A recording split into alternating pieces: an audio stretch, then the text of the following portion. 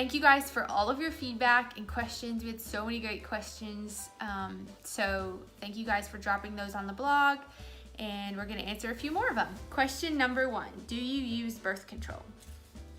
Yes, we use birth control, but we prefer to use non-hormonal birth control methods.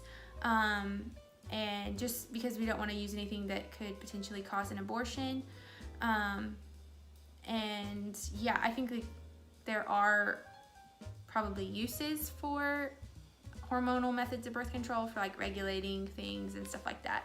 But for us, like, we just want to be careful about that, and we're also like more natural minded. So I know like sometimes there can be more longer lasting effects from hormonal birth controls and stuff like that. So we just steer clear of those, and I try not to get all out of whack, eventually we want to have more kids and stuff, Lord willing. So we don't want to like mess too much with all that and potentially cause problems. We would probably stop using birth control whenever we wanted to get pregnant. Yeah. All right, so the next question we wanted to address was whether or not my mom still has cancer, because a lot of you all had been reaching out and letting us know that you were praying for her because you saw her on the show when she was really struggling with cancer and was going through a rough time, really when she was at her worst around the time we got married. But thankfully, just through many answered prayers and just by God's grace and His miracle, she is cancer-free and has been for almost 6 years next month. Yeah, next month, 6 years. And yeah. She wrote a book too recently called I Shall Not Die. So look it up. I'll post the details here on the blog also. But yeah, it's I Shall Not Die by Kathy Dillard Byram. And it just kind of like talks about her cancer journey and everything. So yeah, check it out. She's doing great. She's working full time and busy Mima. That's what our boys call her, Mima. So, question number 3: how do you survive financially while in law school? Well, first of all, full disclosure, you're actually helping us right now because we've got our YouTube channel monetized, and by watching this, you're helping us out. So we appreciate that. But yeah, growing up, for both of us, it was highly encouraged just to not be in debt. So it wasn't really an option for us to go into debt. So coming into marriage, I'm really grateful that neither one of us had debt. And it's one of those principles we talked about before we got married that we had in common. Not that if one of us did or didn't have debt, that it would necessarily affect whether or not we would get married, but it's something that we agreed on in principle that we wanted to avoid debt. And it just worked out that both of us came into marriage debt-free. So that's something we enjoy that a lot of people don't necessarily. Yeah, and it didn't mean that was easy, though. It definitely took a lot of work also. Kind of like with your schooling, I'm thinking about...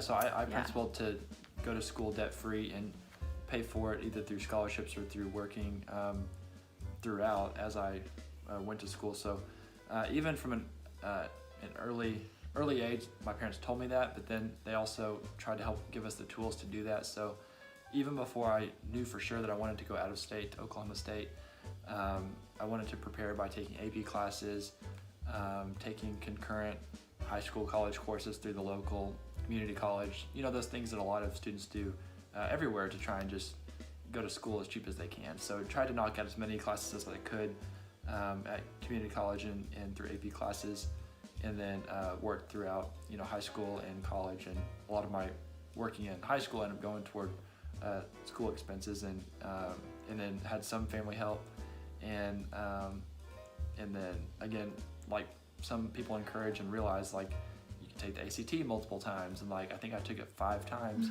just to try and increase school financial scholarships. So yeah, and ended up getting like tens of thousands in scholarships between academic and otherwise. In large part due to my mom, who was basically my full-time scholarship coach. And it feels like every time I walked out the door my junior or senior year, she had another assignment for an essay to write that went to a specific scholarship that that she had identified within And she all the used to scholarships work available. as, what was it, like a counselor? Yes, so so I had an advantage. I feel like this is like I was saying, like we were fortunate to come into it debt free, but part of that is I had the benefit of a mom who had previously been a school academic counselor. So she had worked at Oklahoma State and served as a counselor there. So she did a good job really identifying good scholarships and helped me apply. And again, like that provided a lot of relief just emotionally when my dad passed away suddenly my first year of college, because it alleviated some of the stress, like not having the financial stress, to be able to continue on and really rely on the emotional support of the base of church family and friends that I built in Stillwater, Oklahoma at that time.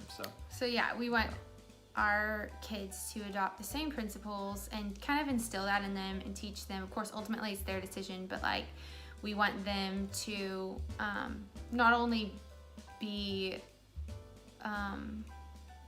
for them to understand the principles, but also to encourage them and prepare with them, like our parents did with us, helping us prepare for life. So yeah, that they hopefully won't have to deal with student loans and stuff like that. So yeah, I think that's a huge part of it. And then with law school, yeah, what's funny in this situation is like usually law school or any graduate school for that matter would be more expensive than undergrad, but because I go into law school in-state and because it's only 3 years, law school is actually cheaper for me than undergrad was. So that's helpful. But again, kind of the same thing comes down to it. We wanted to position ourselves to where if something like that ever came up, that we could make that decision to do that debt-free through savings and through work and other ways.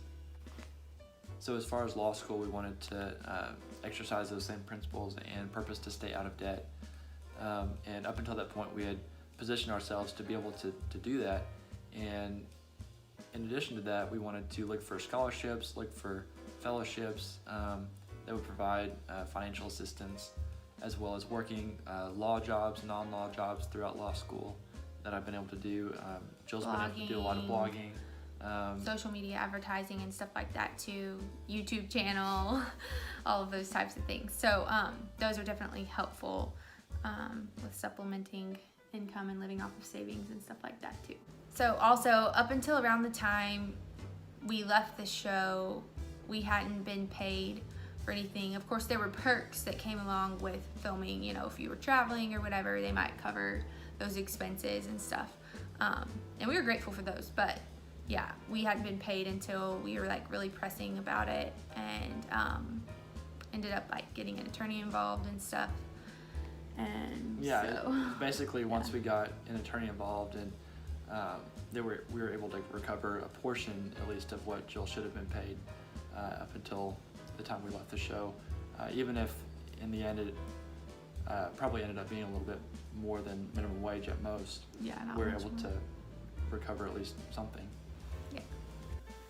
So some things that really helped us overall, going back to like the whole budget thing, that we wanted to share were Dave Ramsey, FPU, Financial Peace University. He talks about budgeting, just living a debt-free life, all of those things. And alongside of him, Anthony O'Neill talks about like to millennials, college, prep, all of those types of things. Then we use the Every Dollar app every day for just daily budget. Derrick also has It's a an great Excel spreadsheet on his computer for like annual budgeting, I feel like monthly, annual, whatever, for our budget meetings. And then Jordan Page, Fun Cheap Free. I'll link all of these things here on our blog, so if you're on YouTube, be sure and check out the links on the blog. But she has a lot of tips also for budgeting, fun things. She's got a big family, and just like recipes, life hacks, all of those types of things. So check out all these resources, and these are some of our favorites. So question number 4 is a fun one. Who is the saver and spender? You want to answer this one? So both of us like to save, but I'm definitely more the spender, and Derrick's definitely more of the saver. But I feel like neither one of us are like big extremes. Like you're not just like Yeah. therapy shopping. No, not so Stress, much. yeah. I mean, sometimes, but it depends. But but yeah, I have learned I do not like spontaneous budget meetings. I have to be prepared, which is probably another reason why it just shows that I'm more of like the spender, is because like we started when we would have our little budget meetings, like sometimes Like having once a month. spontaneous, hey, we should probably talk about our budget or something, and then I'm like, no, or whatever. So anyways, it's definitely good to like say, hey, like sometimes I'll even bring it up, since I'm more of the spender. I'll be like, hey, maybe we should have our budget meeting like tomorrow, let's plan this, that way I can come to this, and it's not like we're deciding on something and then deciding that we should, I don't know. But Anyways, really, it just- having yeah. a budget and having budget meetings, and when we say budget meeting, all it means is anytime we want to defer or deviate from the budget, we're going to communicate with each other and decide. Well, yeah, we is do this that something- too. Yeah, That's is a little this- bit different than just an overall budget meeting. That's though. the spontaneous budget meeting. Kind of. Maybe. Oh, yeah, kind of. Like, so we have our budget meeting like once a month, usually the beginning of the month, or end of the month, somewhere. Anyways, usually like the first part of the month. Sometime. And then we also have like an agreed upon amount, that you would spend per category or whatever. But Which is if just the we budget, think it's like the gonna budgets. go over that, yeah, that's what the budget is. If we think it's gonna go over that, then we have agreed to ask each other, like if Derrick's gonna spend more on something than what's allotted in the budget, then we check with each other first. Phone call, text, whatever. Hey, is it cool if I do this? Hey, we need this. Can this go? Or if it's like we don't really know if we have a category for that, we'll be like, hey, can this go in emergency? Or create a new category. Or for create a home new decor. category. So anyways, but yeah, I've come as a spender, more or less. I've come to look at things in a different light too. So yeah, like. But having a budget is good overall. It just cuts down on like money fights, which is a big thing for most couples. But I do like having a budget meeting, because then I've started to see it more as like a time to agree on permission to spend. So like. It's not a constraint; it's permission to spend. Yes. So. Which we've heard that said before. Yeah, from that's Dave not Ramsey and original. stuff. So I definitely agree with that. Permission to spend, and like I am very particular if we start to talk about constricting the budget in a certain area. I'm like, whoa. Let's take this from this area and not from this area, because you have to like move stuff around occasionally. Yeah. Also, I mean, it sounds like a You're great like, idea. "Let's Not take so it much from in marriage. If I say if we only eat granola bars for the next month, we can save this much, and Jill just gets this look on her face like, what? But anyways. So yes, budgeting can cause some We could buy- arguments sometimes, yeah. but We could buy milk for It's the also kids this good. month if we just ate granola bars. oh my word. No, Just kidding. so it is good. It's good to have. It just makes it easier, I think, to talk about it from some of us who are more of spenders. If you have like a scheduled time to talk about it, then it's not so spontaneous. So maybe that's something that'll help you. Like, Don't wait schedule until you're in it. the moment. Yeah, it's hard to like wait till you're in the moment, and then you don't want to be hiding packages or something like that either. So yeah, I think it's just healthier for your marriage, healthier all around. No matter who's the spender or saver, like Yeah. It maybe could you're just- both spenders. Yeah. But just And talk if about I want to it. like change something, like I'll like call Jill and say, hey, Yeah. like I know we agreed upon this. What do you think about this? So it's a two-way street, really. Yeah. And we're joking about like eating on granola bars, but like I'll make certain suggestions. Yes. Yeah. And then like Jill just kind of start getting a look. But anyway, it's good to talk about it ahead of time, not wait until you're in the moment. Stay stress-free as best you can. So And having a budget meeting is one of those ways to help alleviate some stress. Okay, question number 5. Do you have non-Christian friends, and are you accepting of the LGBTQ plus community? yes, we have lots of non-Christian friends. We have friends who are part of the LGBTQ plus community. And I think it's a misconception that just because you disagree with someone that you can't be friends. And in light of like the recent passing of Justice Ruth Bader Ginsburg, I think like Justice Scalia and Justice Ginsburg relationship in the legal profession was like a good example of that. From what I hear, like they had a great relationship, despite having sharp disagreements at times. This is a little bit different situation, but like it's not going to be something. You can disagree with someone and still be respectful and still be friends, and it's not something that comes up all the time. Like you're not just going to have a one topic conversation about. Yeah, you don't have to have one topic friendships even. I think that as Christians, we believe that there are certain things that are sinful, like adultery, so cheating on your spouse or something, or sex before marriage, homosexuality. Like those are things that we believe are sinful. Stealing, lying. But there's a lot murder. of things too. So doesn't mean that we might not be friends with people, because ultimately we're all sinners. But it doesn't also mean that what you talk about in one space, you're going to continually talk about in another space. So if I'm around somebody, they might know what I believe, but it doesn't mean I'm going to just rub it in their face all the time either. So I have friends who I hang out with, who we do not agree on everything. I don't think there's anybody you're going to find who agrees 100% on something. Or like if a friend invites you over to their house and they're transgender or something, this is just hypothetical, and someone were to invite me over, I'm gonna use whatever pronoun they want me to. Like that's a different setting, there's different contexts. Yeah, you're friends with somebody, but like it doesn't mean you're gonna not also be authentic in who you believe like you are on.